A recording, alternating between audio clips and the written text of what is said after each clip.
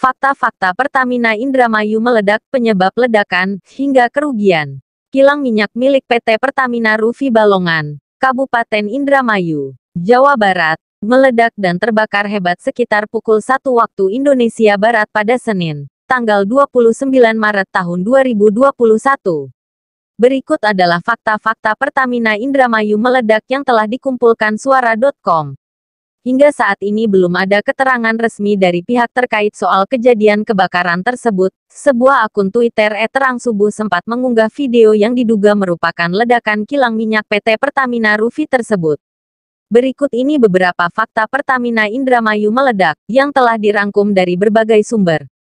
Penyebab kebakaran. Sebelumnya, pada Senin, tanggal 4 Februari tahun 2019, lalu, salah satu area Pertamina EP Balongan tersebut juga pernah terjadi kebakaran. Namun, Pertamina EP memastikan bahwa kebakaran tersebut bukan terjadi di kilang melainkan di wilayah kerja Fasilitas Oil and Gas Transportation (OGT) Pertamina EP Aset 3. Berdasarkan laman Pertamina, Kilang V Balongan merupakan kilang ke-6 dari 7 kilang Direktorat Pengolahan PT Pertamina. Kegiatan bisnis utama di kilang ini yaitu mengolah minyak mentah dari duri dan minas menjadi produk-produk BBM, bahan bakar minyak non-BBM dan petrokimia.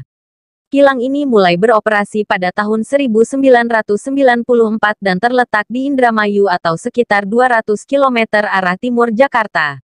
Fakta Pertamina Indramayu meledak diduga adalah akibat tersambar petir. Kronologi kejadian. Diketahui api yang melalap kilang minyak PT Pertamina Ruvi Balongan terlihat dari jarak sejauh 5 km. Hal tersebut disampaikan oleh seorang warga Indramayu. Sementara warga lainnya juga menuturkan hal yang sama, bahwa kawasan kilang minyak Pertamina tersebut sempat mengeluarkan suara cukup keras sebelum api berkobar begitu hebat. Ledakan kilang minyak itu memang sempat membuat geger masyarakat sekitar. Sebab, ledakan menimbulkan getaran dan merusak puluhan bangunan rumah warga yang ada di sekitar lokasi kejadian. Seorang warga Blok I Simpang 3, Desa Majakerta, Kecamatan Balongan, melihat dinding rumahnya di bagian tengah retak dan terkelupas. Hal tersebut terjadi saat timbul getaran yang diduga akibat ledakan kilang minyak milik Pertamina. Getaran yang ditimbulkan sebelum kilang minyak Balongan meledak juga dirasakan oleh warga yang tinggal di RT 012, RW 001 Blok Simpang 3, di mana plafon rumahnya runtuh dan kacanya pecah. Korban kebakaran. Hingga kini masih belum diketahui secara pasti berapa orang yang menjadi korban akibat Pertamina Indramayu meledak.